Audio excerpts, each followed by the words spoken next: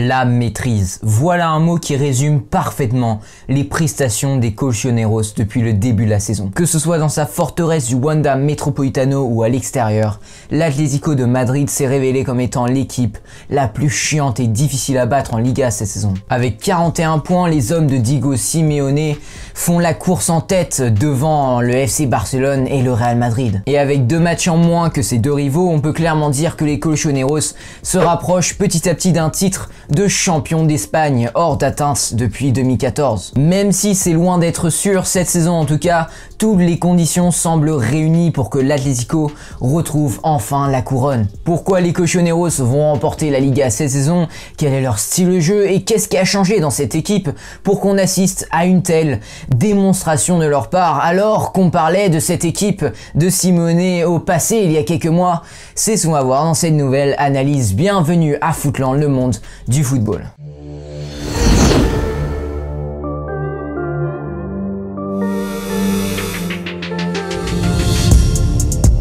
Alors déjà, après 10 matchs de Liga Santander, l'Atlético de Madrid avait 26 points. C'est un record cette saison en Europe.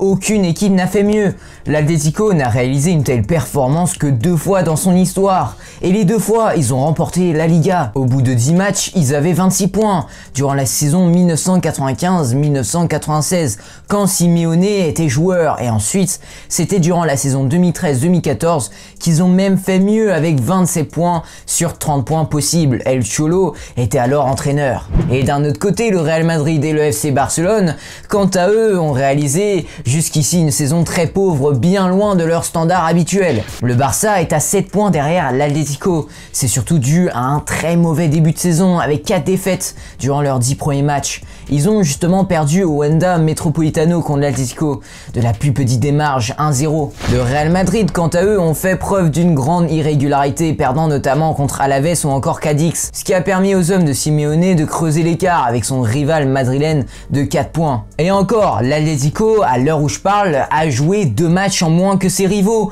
donc à l'avenir il pourrait bien s'envoler à la tête de la Liga. Alors pourquoi est-ce que l'Atlético est aussi fort? Déjà, ils peuvent compter comme à leur habitude sur une défense en fer. La troupe du Cholo Simeone constitue tout simplement la meilleure arrière-garde des 5 grands championnats. Elle n'a encaissé que 6 buts en Liga depuis le début de la saison. Et les 3 hommes qui portent ces défenses madrilènes en ce début de saison, c'est Mario Hermoso, Felipe et Savic. Arrivé à l'été 2019, Mario Hermoso, lui, s'est imposé comme un élément solide du secteur défensif. Capable de jouer au centre comme à gauche, il se sent tout aussi à l'aise dans une défense à 4 qu'à 3. Et dans l'axe, Felipe a très bien suppléé l'absence du patron Jiménez. Et l'international uruguayen, revenu sur les terrains depuis début janvier, va certainement renforcer une défense déjà imperméable. Son retour représente un atout majeur dans la course au titre vu le potentiel qu'a Jiménez. Bon, ok, vous allez me dire que la solidité défensive des Colchoneros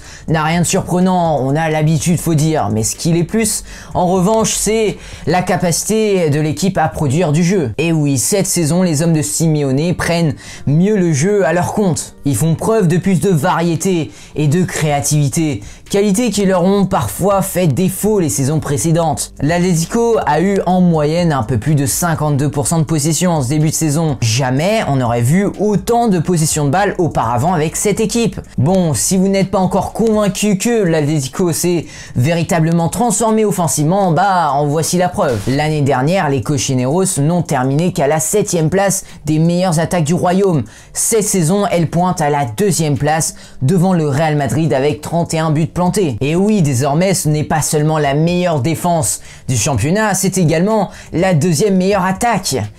C'est très fort. Les Colchoneros ont toujours été une équipe qui défendait très bas, mais le problème c'est qu'ils souffraient donc énormément durant tout le jeu. Souvent ils tenaient, mais c'était vraiment désagréable pour toute l'équipe. Souvent ils étaient tous regroupés dans leur surface de réparation et le gardien avait fort à faire. Mais cette saison est différente. Ils sont meilleurs en attaque avec Joao Félix, Luis Suarez ou encore Yannick Carrasco. Maintenant, il passe beaucoup moins de temps à défendre et à souffrir. Les observateurs assidus du championnat espagnol rétorqueront avoir vu un Atlético attrayant, voire même séduisant depuis le mois de septembre. Cette nouvelle animation peut être en partie attribuée au nouveau système mis en place par Simeone. L'animation est renforcée sur les ailes et les trois éléments offensifs, souvent Suarez, Félix et Correa, lorsqu'ils sont tous disponibles, gagnent en dangerosité en évoluant plus haut sur le terrain. Et ce n'est plus un Atlético très défensif et très réactif, vraiment basé sur les contre-attaques. Cette saison, ils n'ont marqué que très peu de buts en contre. Beaucoup de leurs buts proviennent désormais d'attaques construites, de jeux construits de derrière. Deux joueurs en particulier endossent un grand rôle dans la nouvelle animation offensive du club tché, Luis Suarez et Joao Félix. L'Uruguayen a déjà planté à 9 reprises depuis le début de la saison. Surtout depuis son arrivée, l'ancien joueur de Barcelone a considérablement influencé le jeu de son équipe. Le Barça peut s'en mordre les doigts, eux qui ont laissé partir Suarez presque gratuitement à un concurrent direct.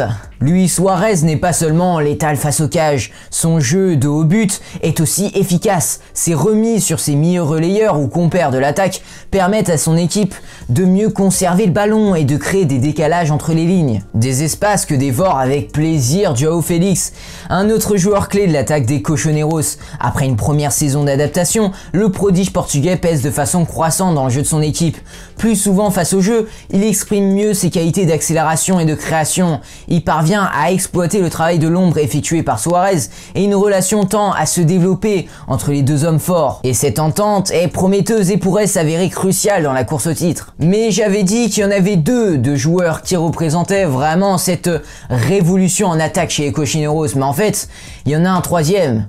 Thomas Lemar. Après 2 ans avec l'Atlético de Madrid, le bilan était maigre pour Lemar, à tel point que le champion du monde était poussé vers la sortie par son entraîneur. Il n'a pas su répondre aux attentes, déplore Simeone. Et pourtant, la saison en cours fait figure de renouveau pour l'Atlético et Thomas Lemar. Le changement tactique des Cochoneros passant d'un 4-4-2 traditionnel à un 3-4-3 n'y est pas pour rien. Diego Simeone a véritablement changé son fusil d'épaule et prône désormais un style beaucoup plus porté vers l'avant. En témoigne la moyenne des buts marqués par match, 1,94 contre 1,34 la saison passée ou 1,44 l'exercice d'avant. Un nouveau projet de jeu dans lequel Lemar peut enfin exprimer ses qualités. Un état de forme retrouvé grâce à son travail et son abnégation surtout. Dieu merci, ces derniers temps, il a commencé à mieux jouer, a eu plus de continuité et de confiance, avait souligné Diego Simeone tout récemment. Mais au-delà de ses individualités, l'Atlético peut compter sur un effectif globalement homogène. Tous les postes ou presque sont doublés par des individualités de qualité, comme le prouve l'absence très bien gérée de Jiménez en défense. Des joueurs comme Lodi et Saúl Ñíguez prétendent à une place de titulaire et ont un rôle important à jouer lors de 16 secondes partie de saison. D'autres comme Lemar reviennent bien au meilleur moment. Geoffroy Kondogbia, arrivé comme joker médical début novembre, vient densifier le milieu de terrain. Le club tché s'est aussi activé sur le marché des transferts pour trouver une doublure à Luis Suarez en la personne de Moussa Dembélé qui débarque en prêt avec option d'achat. Un coup très intéressant qui va permettre de faire souffler Suarez ou même de suppléer une éventuelle blessure de l'Uruguayen. Bref, vous l'avez compris, cette saison, la caricature d'un Atlético très défensif apparaît erronée. Ce manque flagrant d'ambition dans le jeu a souvent été reproché à Diego Simeone,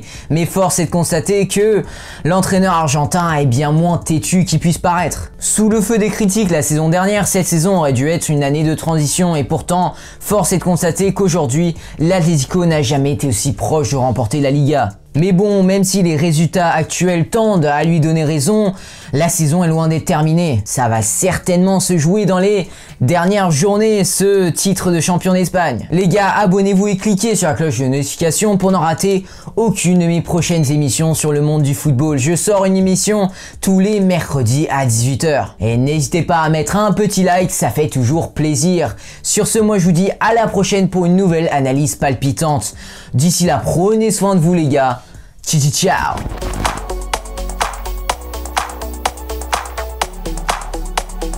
Ah oui, et pour ceux qui sont restés jusqu'au bout, déjà merci. Et en plus, vous avez le droit à un petit duel. Quel est le meilleur joueur entre Thomas Lemar et Joao Félix? Autrement dit, lequel des deux vous titularisez à la place de Diego Simeone? J'attends vos avis dans les commentaires. Allez, ciao!